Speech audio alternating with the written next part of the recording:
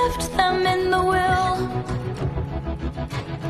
The family gathers around and reads it, and then someone screams out, "She's laughing up at us from hell." It's me, I am the problem. It's me,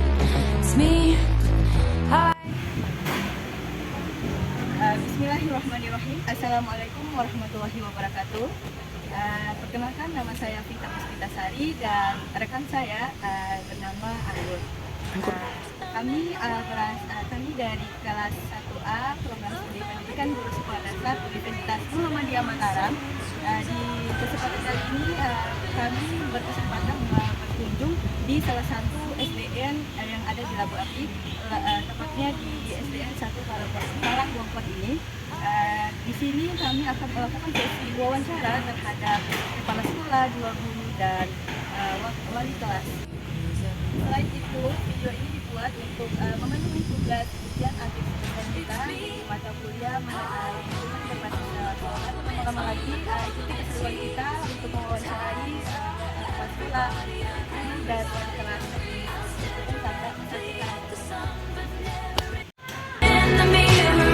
Must be exhausting, always rooting for the anti-hero.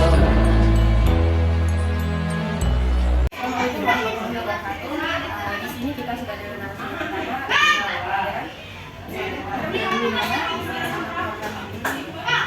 Nama saya Disa Putra, guru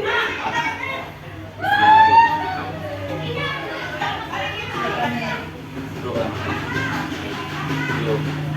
untuk sementara ini program PPP belum, karena tahun ini baru kita mengikuti sosialisasi. Juga saya guru baru, artinya diangkat dalam kebijakan yang berbeda.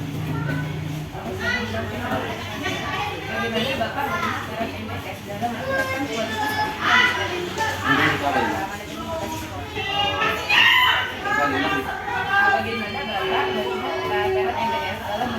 kualitas dalam penerapan manajemen sekolah itu kan melalui kepada istilahnya kolaborasi antara pimpinan dengan rekan kerja. Dengan manajemen dalam pendidikan sangat diperlukan untuk menghasilkan maksimal. Kekurangan dari kegiatan dalam manajemen, misalnya jika ada permasalahan lain terkait dengan yang sekolah, itu bisa diselesaikan melalui baik ketika ada supervisi dan hal yang lain terkait dengan diskusi pendek atau panjang terkait dengan program sekolah melalui tantangan yang Bapak hadapi dalam penerapan MTS di kelas atau di sekolah, dan sejauh mana Bapak terkait dengan problem atau beberapa hambatan permasalahan yang dihadapi itu di kelas dulu. Seorang guru itu kan harus memiliki keterampilan yang luar biasa sekali. Bicara manajemen itu ini kan bicara dan bekerja sama, berkolaborasi. Setiap anak memiliki karakter yang berbeda. Kita sangat kualitas sekali. Artinya menghadapi anak-anak dari 23 sebelah saya satu anak berbeda. Jadi manajemen yang lain yang masih perlu ditingkatkan. Artinya ada keterbatasan dari istilahnya peralatan yang mendukung di sekolah, sama-sama memproduksi dalam kelas misalnya dan sebagainya. Kemudian terkait dengan mitra kerja dengan teman-teman sekolah yang lain, itu ya untuk saat ini teman-teman ini masih banyak menyendiri bukan berarti misalkan diri tidak, tapi pasti memiliki kesibukan masing-masing. Ada yang sedang mengikuti PPG, sibuk dengan teknik dan sendiri, artinya masih ada peluangan waktu yang pada punya kesibukan masing-masing dalam saat ini beberapa bulan terakhir ini. Artinya ke depannya mungkin harus kita lakukan perbaikan. Bagaimana Bapak mengevaluasi efektivitas metode pengajaran Bapak dalam konteks edukasi? Evaluasi ya, kita dengan evaluasi tentu di kelas kita mengadakan umpan balik. Saya istilahnya umpan balik untuk melihat bagaimana kepuasan, bagaimana tingkat masif atau tingkat kualitas pembelajaran atau manajemen yang sudah diterapkan di sekolah. kita melakukan umpan balik antara peserta didik dengan guru, peserta didik dengan teman yang lain, guru dengan wali murid, kemudian kita dengan rekan-rekan guru. Nah, baru dari hasil itu setelah kita melakukan umpan balik, kita melakukan pertanyaan dalam bentuk wawancara, kemudian ada kita menggunakan pertanyaan-pertanyaan, kita bisa mengetahui dari sana kita boleh sendiri kita masing-masing. Kemudian baru kita sudah lanjut di kegiatan rapat maupun supervisi. Siap. Jadi ya. Ya. Oke. Kasih. Baik, assalamualaikum warahmatullahi wabarakatuh. Di sini saya akan mewawancarai narasumber kita dengan Ibu Yulianti dan usianya juga sama program yang diikuti. Usia saya 33 tahun, belajar di kelas 1. Terus program yang Ibu ikuti Tombol, ya. baik, langsung saja ke pertanyaan pertama. Nah, bagaimana sih cara Ibu menerapkan prinsip-prinsip MBS dalam kelas yang dipimpin oleh Ibu? Apa itu MBS? Manajemen berbasis sekolah. Oh, saya kalau di kelas itu menerapkan apa yang sudah kita buat kesepakatan dulu dengan anak-anak. Kita buat kesepakatan kelas. Kalau kesepakatan itu sudah udah disetujui oleh semua siswa, terus baru kita jalankan di sana.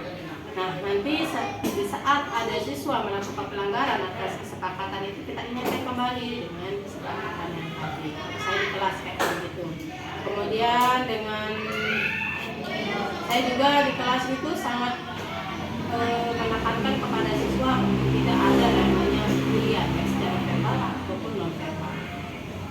Terus apa sih tantangan Ibu menghadapi dalam menerapkan manajemen berbasis sekolah? Tantangannya itu yang pertama kita harus memahami dulu bagaimana karakter siswa, lingkungan sekolah, masyarakatnya. Nah, kemudian juga di sini sumber daya sekolahnya juga. Yang kedua, bagaimana sih Ibu mendorong partisipasi aktifnya siswa dalam kegiatan kelas dan apa strategi Ibu untuk guna untuk membangun rasa tanggung jawab terhadap siswa? Nah, kalau saya membangun kedekatan dulu ya. Saya membangun kedekatan, setelah anak-anak itu merasa dekat dengan saya, barulah di sana saya mengajak siswa memberikan arahan pentingnya aturan atau kesepakatan yang sudah kita buat bersama. Terakhir, bagaimana sih cara Ibu berkomunikasi dengan orang tua siswa terkait perkembangan dan kegiatan di dalam kelas? Oh iya, kalau itu saya kebetulan di kelas saya membuat grup. Nah, nanti itu saya selalu menginformasikan kepada siswa tentang kegiatan-kegiatan yang ada di sekolah, terutama di kelas 1. Itu saya selalu menginformasikan kepada kelas, dan saya juga selalu memberitahukan apa tantangan yang dihadapi oleh anak-anaknya, biar orang tua di rumah juga bisa mendidik anak-anaknya. Baik, itu saja pertanyaan dari kami, Bu. Terima kasih atas waktunya. Bagaimana pola berbasis sekolah yang diterapkan di sekolah ini? Kalau manajemennya yang pertama kita ikuti dulu aturan dari dinas, aturan dari dinasnya seperti apa, kemudian jadi kita dapat arahan apa tuntutannya. Baru kita di sini juga ekonomi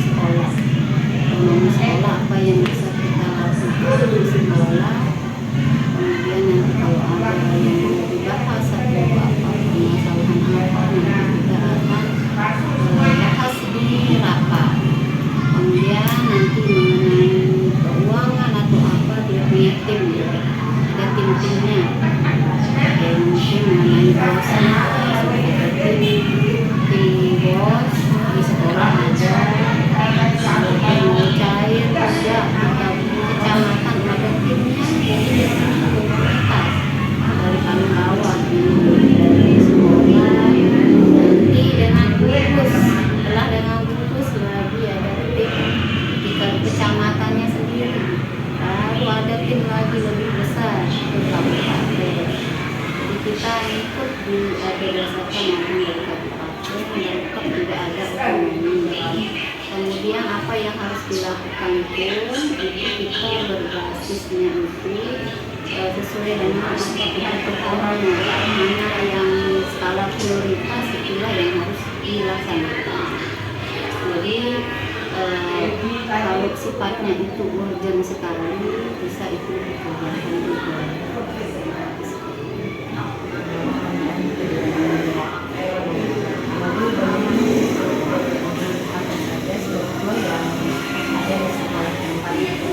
Oke, struktur itu ya seperti struktur organisasi pada umumnya. Mulai dari ada di sana ada baru ke bawah, terus kita kepala sekolah, terus dan sebagainya, kayak biasa aja strukturnya.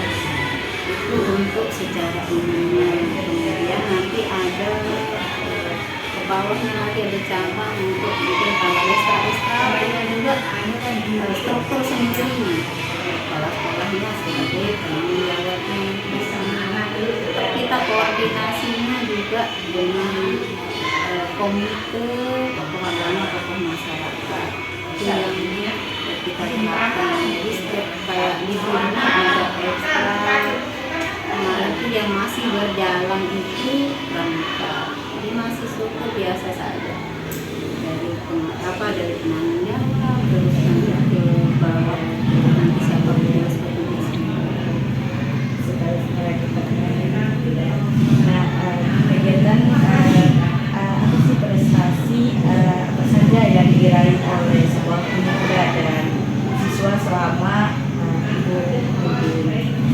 Kalau di saya baru-baru di sini, baru-baru jadinya kalau untuk tingkat kecamatan kabupaten belum dapat. Karena saya di sini masih lebih fokus ke budaya yang harus diubah dulu, yang saya lebih fokuskan. Jadi bagaimana budaya itu yang semula saya datang di sini itu masih, saya bilang mau ada yang mengatakan sekolah ini mengalami kehancuran, itu yang perlu saya ubah. Budaya disiplin yang pertama sekali saya targetkan. Kemudian sikap anak-anak seperti apa, itu seperti apa, itu yang lebih saya fokuskan. Jadi target saya itu kan sudah turun. Kalau mengenai disiplin sudah jalan. Kalau mengenai prestasi mungkin masih kita terus sekolah saja.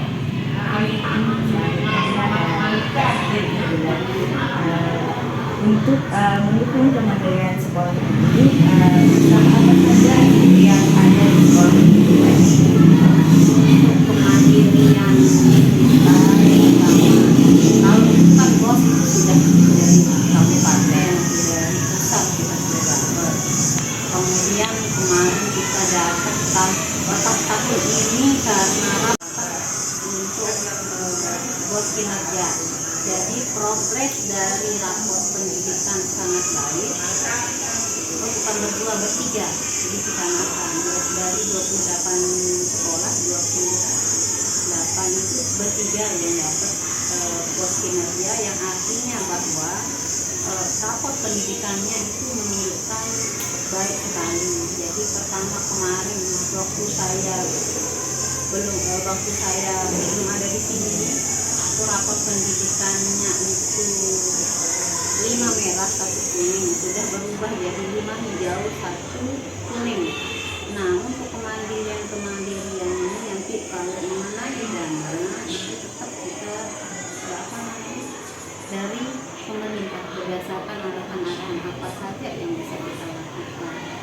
Kemudian yang saat ini juga kita ada swadaya dari kantin sekolah, dari kantin ada ujian jualan, dana itu kita lakukan pengembangan kantin yang sedang kita bangun. Insya Allah minggu depan itu sudah mulai bisa dipakai. Jadi itu untuk sementara kita otonomi sekolah tetap kita lakukan. Terus apa sih guna untuk kepada pimpinan yang lain untuk mendapatkan prinsip ini. Ya, mungkin kalau untuk kepala sekolah kita terus bergerak saja, bergerak. Pertama dari kita dulu sebagai contoh, sebagai role kita, bagaimana untuk menumbuhkan, misalnya kalau ingin kita diikuti seperti apa, ya jadi kita mulailah dari diri sendiri.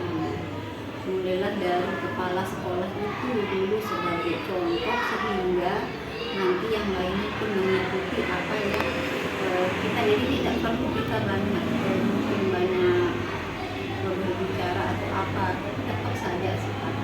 Dan juga perlu komunikasi, bagaimana berkomunikasi dengan bawahan kita supaya bagaimana sekolah sama-sama maju.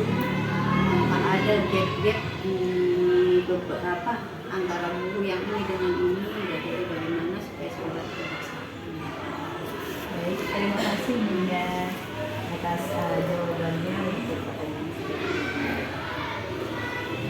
Ibu, pertanyaannya, apa inovasi terbaru yang Ibu terapkan dalam pengajaran yang sejalan dengan prinsip manajemen berbasis sekolah?